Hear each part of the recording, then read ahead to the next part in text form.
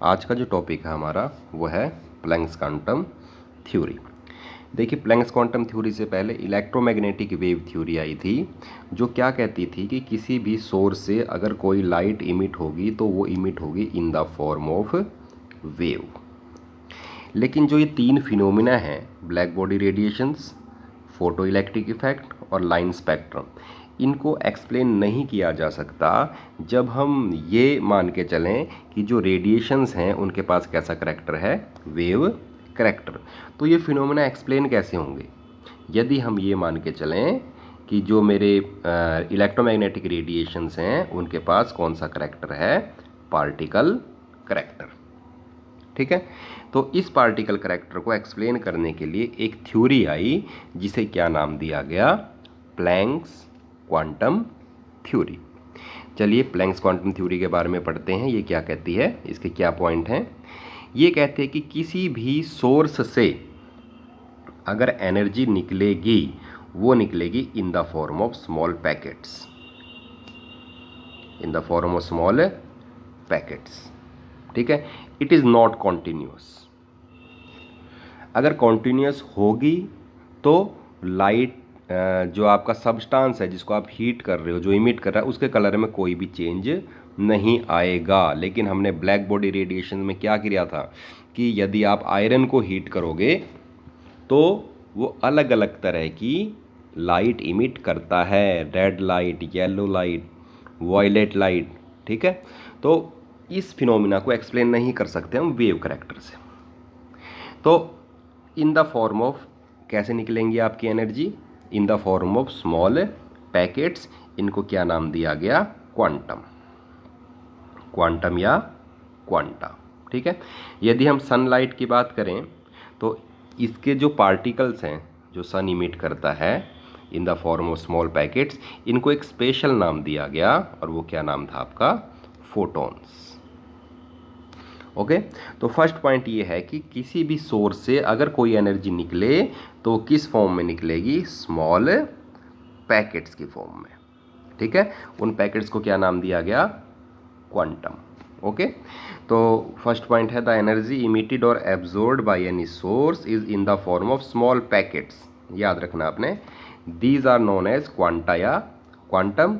In case of light, sunlight की बात कर रहे हैं हम यहाँ पे, इन एनर्जी पैकेट्स को क्या नाम दिया गया, फोटॉन्स नाम दिया गया। ठीक है, जो सेकंड पॉइंट है जो बहुत ही इंपॉर्टेंट पॉइंट है और हम इसको न्यूमेरिकल्स में भी यूज़ करेंगे इस पॉइंट को, कि किसी भी सोर्स से जो एनर्जी इमिट होती है वो डायरेक्टली प्रोपोर्शनल होती है उसकी फ्रीक्वेंसी के।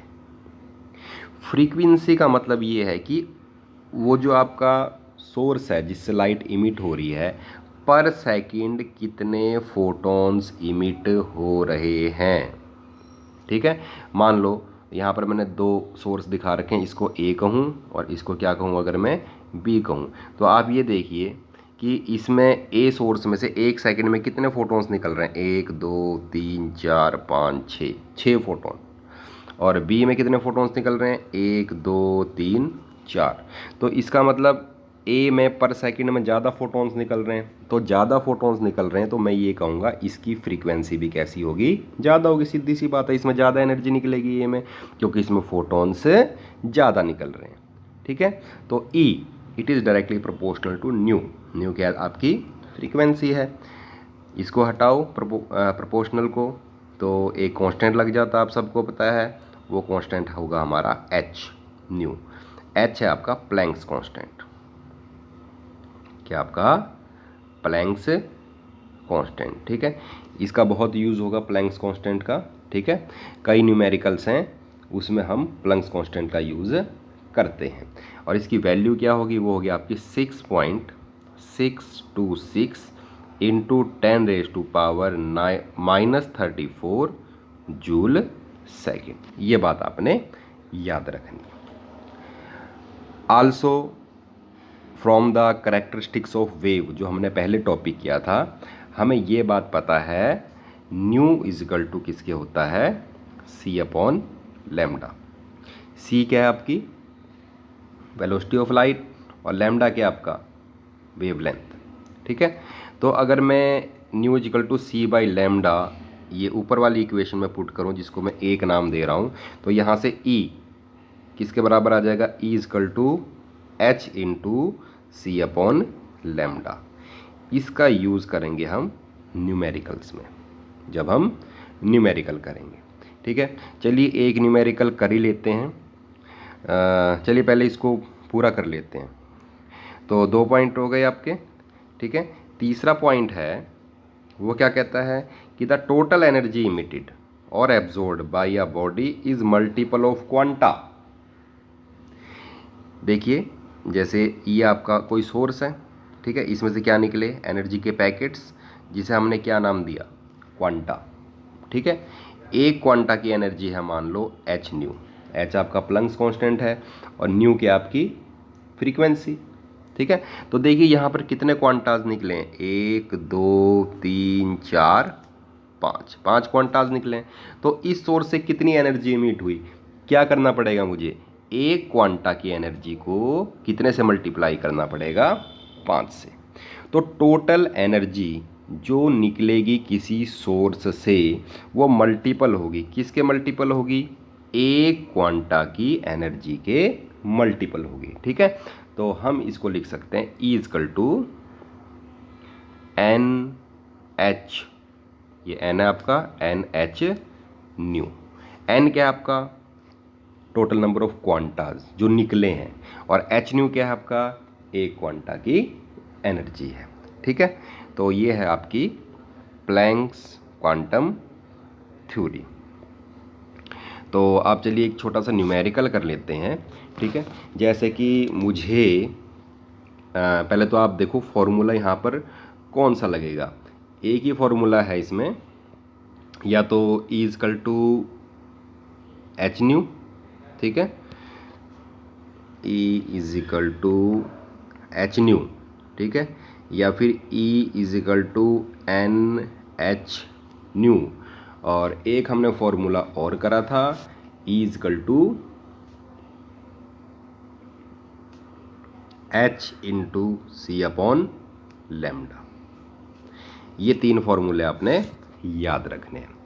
चलिए एक न्यूमेरिकल करते हैं। मान लीजिए आपको दे रखा है, आपने न्यू कैलकुलेट करना है, फ्रीक्वेंसी कैलकुलेट करनी है, और ई मीन्स एनर्जी कैलकुलेट करनी है, और आपको लैम्डा वेवलेंथ दे रखी है मान लो 6000 एंगस्ट्रम। ठीक है, तो देखिए क्या फॉर्मूला लगेगा, एनर्जी निकालने का फॉर्मूला तो सीधा है, E equal to H nu, और न्यू को आप क्या लिख सकते हो, सी अपॉन लैम्डा। तो ये तो आपका सीधा ही सॉल्व हो जाएगा। E इजकल टू क्या हो गया आपका एच न्यू, और न्यू को क्या लिख सकते हो आप, सी अपॉन लैम्डा। एच आपकी, एच क्या है आपका प्लैंक्स कांस्टेंट, जिसकी वैल्यू आपको पता है, क्या है वैल्यू 6.626 इंटू 10⁻⁻34 जूल सेकेंड। सी आपका वेलोसिटी ऑफ लाइट है, ये आपको पता होना चाहिए, 3 इंटू 10⁸8 मीटर पर सेकेंड अपॉन लैम्डा वेवलेंथ कितनी दे रखी है, 6000 एंगस्ट्रम। तो 6000 एंगस्ट्रम, एंगस्ट्रम को किस में कन्वर्ट करो, मीटर में। ये मैंने आपको पहले बताया था कि एंगस्ट्रम को ऐसे यूज़ नहीं करना, आपने मीटर में कन्वर्ट करना है, और इसको सॉल्व करोगे तो ये आएगा 10⁻⁻10 मीटर। ठीक है, इसको आप सॉल्व कर लो तो वहाँ से क्या आ जाएगी, आपकी एनर्जी आ जाएगी। दूसरी बात आती है आपकी, what will be the energy of photon.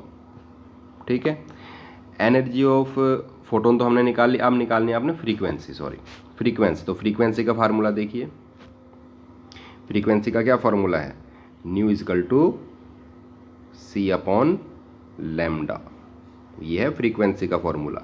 तो ये आपको 2-3 फॉर्मूले याद करने पड़ेंगे जो बार बार आएंगे। ठीक है, तो यहाँ पर देखिए सी आपका क्या हो गया, वेलोसिटी ऑफ लाइट, और लैम्डा क्या हो गया आपका वेवलेंथ।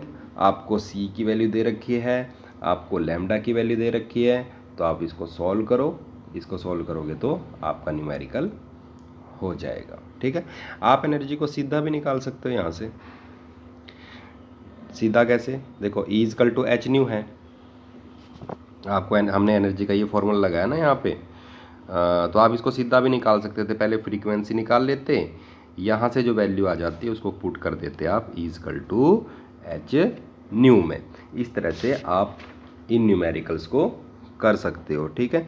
फॉर्मूला यही लगेगा, E equal to H nu या फिर E equal to N H nu या फिर E equal to H into C upon lambda.